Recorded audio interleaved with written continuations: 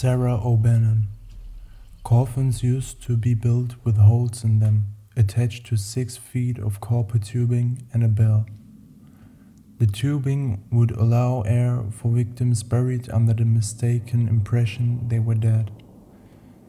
In a certain small town, Harold, the local gravedigger, upon hearing a bell one night, went to go see if it was children pretending to be spirits.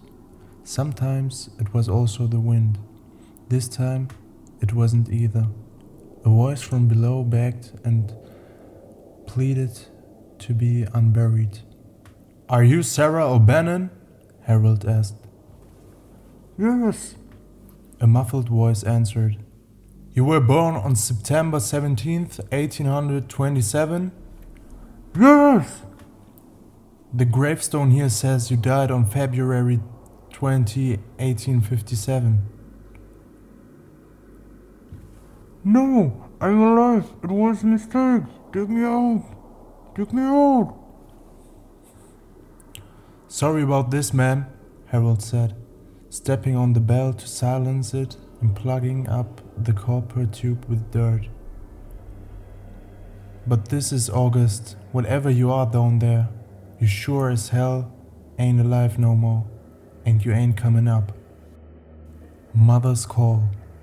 A young girl is playing in her bedroom when she hears her mother call to her from the kitchen, so she runs downstairs to meet her mother. As she is running through the hallway, the door to the cupboard under the stairs opens, and a hand reaches out and pulls her in. It's her mother. She whispers to her child, "Don't go into the kitchen. I heard it too." Who is in my bed? I began tucking him into bed, and he tells me, "Daddy, check for monsters under my bed."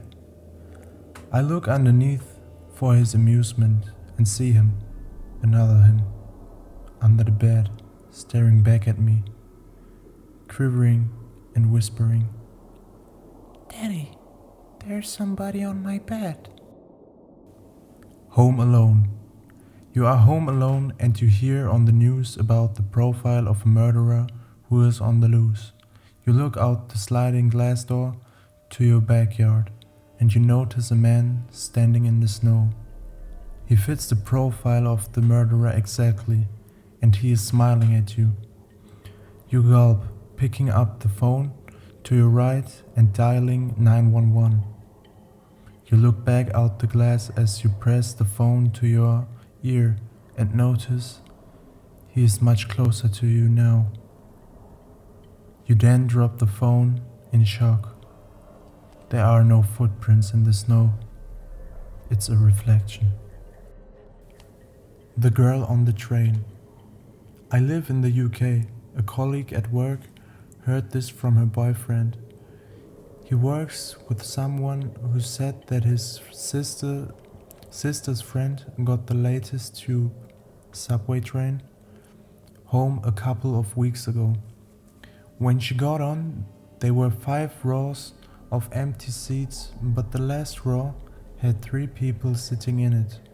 As she was a little shy, she went and sat opposite of them. She settled down and looked up to see the woman sitting opposite of her, staring right at her. So she got out her book and started to read, but every time she looked up, the woman was still staring. The train pulled into the next station and the man got on.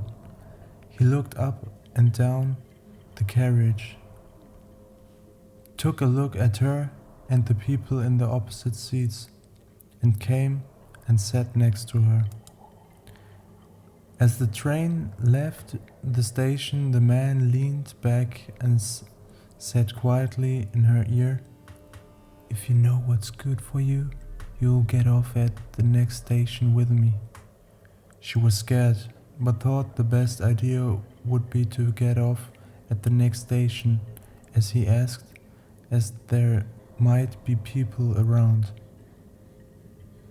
The next stop comes up. and she leaves the train with this man. The man says, "Thank God, I didn't mean to scare you, but I had to get you off the train. I'm a doctor and the woman sitting opposite of you was dead. The two men on either side were propping her up." According to the guy who told this story, the girl and the doctor called the police, who stopped the train at the next station.